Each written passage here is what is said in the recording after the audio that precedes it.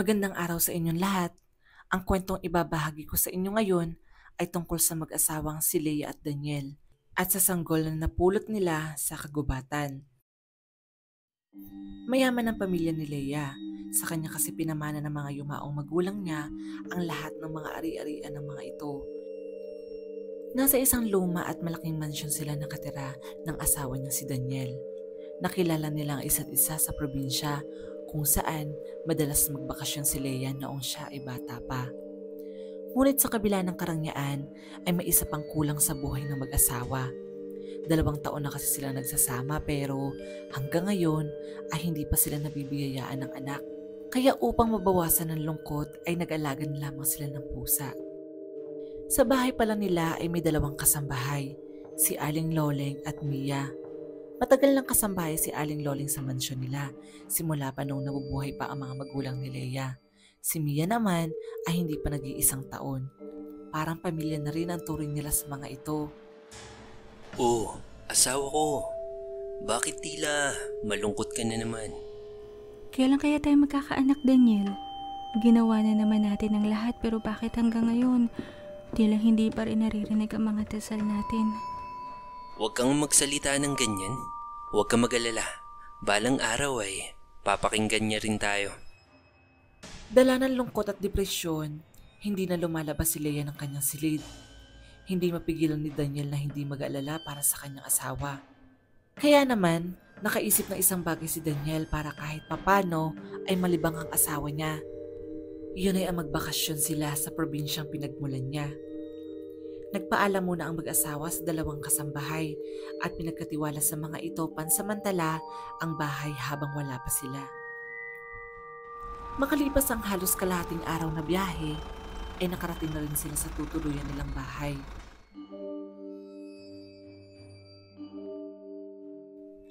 Nang gabing iyon, may kung anong bumabagabag kay Daniel kaya hindi siya makatulog. Kaya naman, napagdesisyonan niyang lumabas muna ng bahay para magpahangin. Nasa gilid siya ng bahay habang nagmumuni-muni nang may marinig siyang kaluskos sa damuhan sa di kalayuan.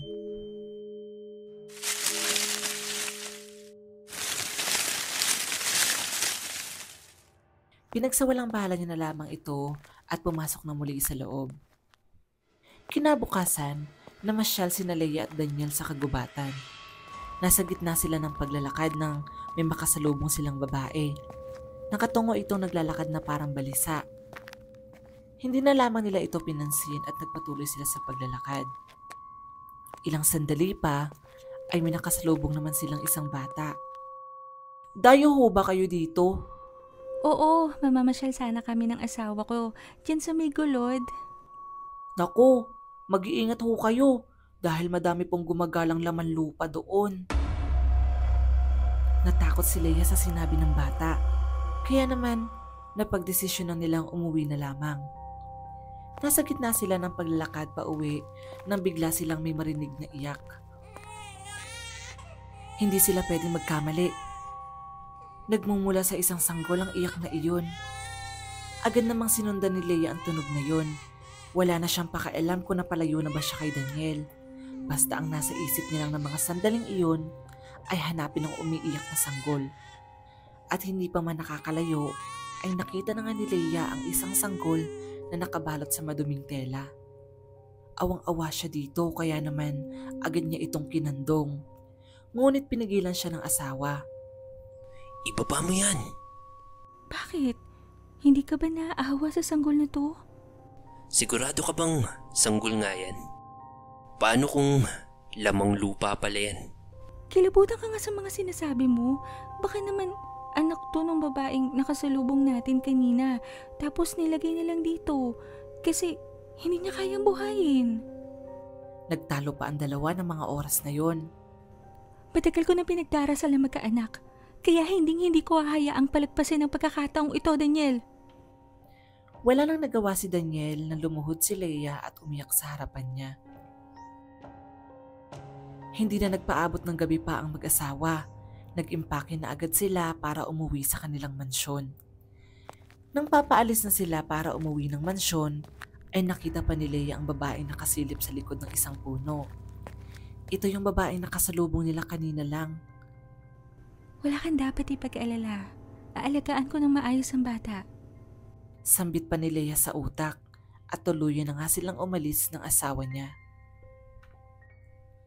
Nang makauwi sa mansyon, gulat na gulat ang mga kasambahay nang makita ang sanggol na hawak ni Leia. Sinabi na lamang nila sa mga ito na may nagpaampon sa kanila para hindi na sila mag-usisa pa. Pero hindi kumbinsido si Aling Loleng. Iba kasi ang pakiramdam niya sa batang sanggol. Habang naglalakad kasi palayo si Leia bitbit ang sanggol, ay nakita niya itong ngumiti sa kanya ng nakakakilabot. Simula nga nang dumating ang sanggol na yon, ay maraming kakatuwang nangyari sa mansyon. Una na dito ang pagkawala ng alaga nilang pusa. May mga gabi ding sumisigaw si Mia, ngunit kapag tinatanong naman kung bakit, ay palagi lang nitong sinasabing may kung ano daw humahaplos sa binti niya kapag naglilinis siya sa sala.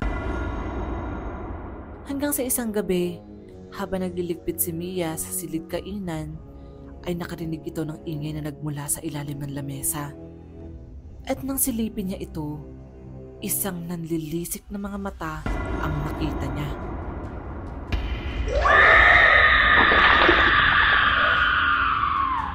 Isang malakas na sigaw ang umalingaw-ngaw sa buong mansyon. Mia, ano na naman ang sinisigaw-sigaw?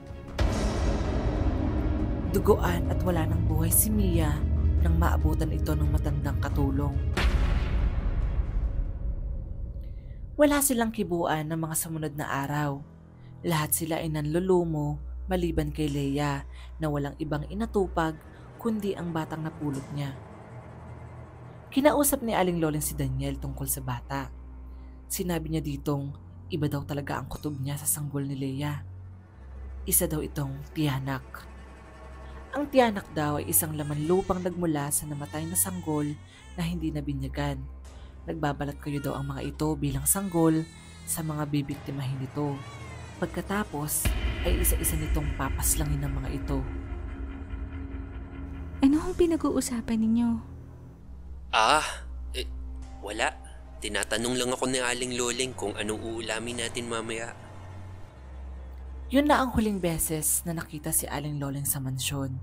Dahil makalipas nga lang ang ilang araw, ay naglaho na din ang matanda na parang bula. Malungkot man ay tinanggap na lamang ni Leia ang lahat na nangyari. Inisip niya na lang na sapat na naging tulong nito sa mga nagdaang taon noong katulong pa nila ito. Ngunit hindi na nakapagpigil pa si Daniel.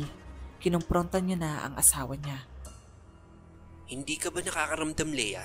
Isa-isa nang nawawala ang mga tao dito sa bahay. Simula nang dalhin mo yung sanggol na yan sa bahay natin. Bakit ang batang tong sinisisi mo?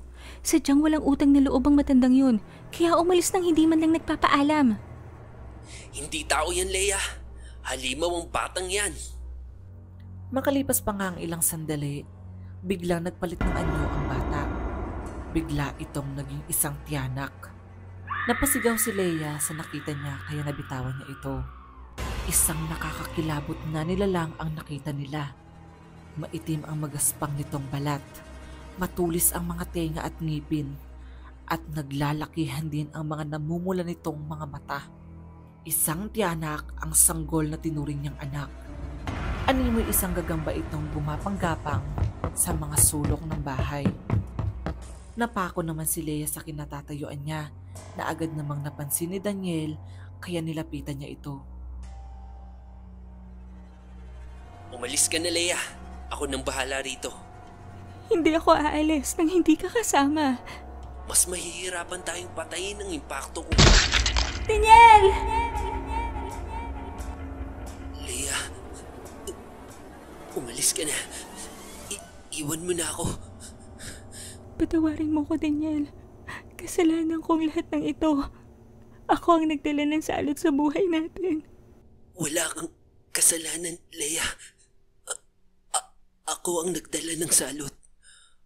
Ako. Kaya, patawarin mo ko. Ano bang sinasabi mo? Makinig kang mabuti, Leia. May aaminin ako sa'yo. Sa kwento ni Daniel, noong binata pa daw siya at nag-aaral pa lang ng kolehiyo, ay may naging nobya siya sa lugar nila. Hanggang sa isang araw, ay nagtapat ang babae kay Daniel. Nabuntis daw ito. Ngunit dahil nag-aaral pa lang si Daniel ng mga panahong iyon, ay tiyak niyang itatakwil siya ng mga magulang kapag nalaman ng mga itong nakabuntis si Daniel nang hindi pa nakakapagtapos ng pag-aaral. Hindi tinanggap ni Daniel ang sanggol at tumakas ito sa responsibilidad niya. Dahil sa sama ng loob, ay dinugo ang babae at namatay ang sanggol sa sinapupunan nito. Doon sa kagubatan ay inilibing ng babae ang walang buhay na sanggol. Dahil may sabi-sabing mahiwaga at lagim ang gubat na yun, ay naging laman lupa ang sanggol na yun. Makalipas pa nga ang ilang taon, ay muling nagbalik si Daniel kasama ang asawa nitong si Leia.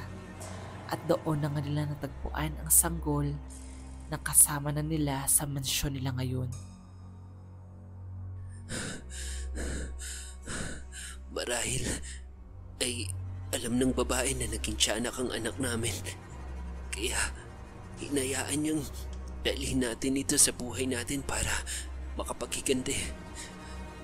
Daniel! Tumakas ka na. Tumakas ka na hanggat hindi pa muling umaatake ang tiyanak. Labag man sa loob, ay tumakbo na nga si Leia.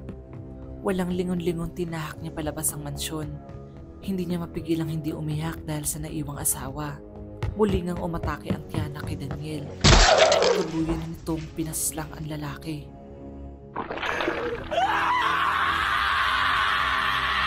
Para sa nanay ko!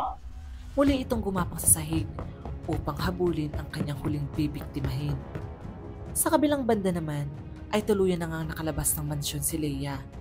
At doon ay natagpuan niya si Aling Loleng. Nagpaliwanag ang matanda na kaya daw ito umuwi nang hindi nagpapaalam ay alam nitong hindi siya papayagan ni Leia kapag nagkataon. Dati daw albularyo ang matanda, kaya naman umuwi ito para kumuha ng pangontrang magagamit nila sa sitwasyon tulad ng kinakaharap nila ngayon. Ilang saglit pa nga ay tumambad na sa harapan nila ang tiyanak. Wala na nga itong inaksayang panahon at agad din itong umatake. Si Aling Loleng naman ay lakas loob na itinapat dito ang kwintas na pangontra na naging dahilan para tumalsik ito palayo. Wala nang nagawa ito at agad na itong tumakbo palayo. Ano ho niyang hawak niyo? At bakit tila natatakot ang tiyanak sa dala niyo? Ngipin ito ng buhaya.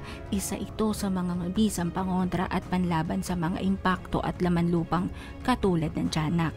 Kaya huwag ka na mag-alala pa dahil ligtas na tayong dalawa. Hindi na nga nagpakita pa ang tiyanak simula noon. Muling bumalik ang katahimikan sa loob ng mansyon. Pero sa pagkakataong ito, may halong lungkot na ito dahil sa mga taong binawian ng buhay dito. Muli naman natagpuan ni Leia ang alaga nitong pusa. Bumalik na kasi ito simula nang mawala ang tiyanak sa bahay. Marahil ay ramdam daw nito na may panganib sa bahay nito kaya pansamantalang umalis. Samantala sa hindi kalayuan ay nag-aabang ang tiyanak sa bagong pamilyang bibiktimahin nito. Hindi lahat ng pinapapasok natin sa ating tahanan ay may mabuting idudulot sa atin. Kaya huwag tayong babase lang sa panlabas na anyo dahil kung sino pa yung mukhang inosente, siya pa pala ang magdadala ng lagim sa tahimik na buhay natin. Dito na nagtatapos ang kwento. Magkita muli tayo sa susunod na video. Huwag kalimutang mag-like at mag-subscribe para sa mas madami pang kwentong katatakutan. Paalam na muna sa ngayon. So, special mention ko lang din si Yuan ng Creepy Noy. Kung may time kayo guys, check niyo yung channel niya kasi gumagawa din siya ng mga horror content na mga astig. Kaya kung mahilig kayo sa mga aswang hunters, mutya at iba pa, subscribe din kayo sa kanya kasi malupit yan. And syempre, kay Ate Maria din, subscribe kayo sa kanya kasi napakaganda at napakalambing ng boses niyang si Ate Maria. So, ayun lang. Maraming salamat po ulit.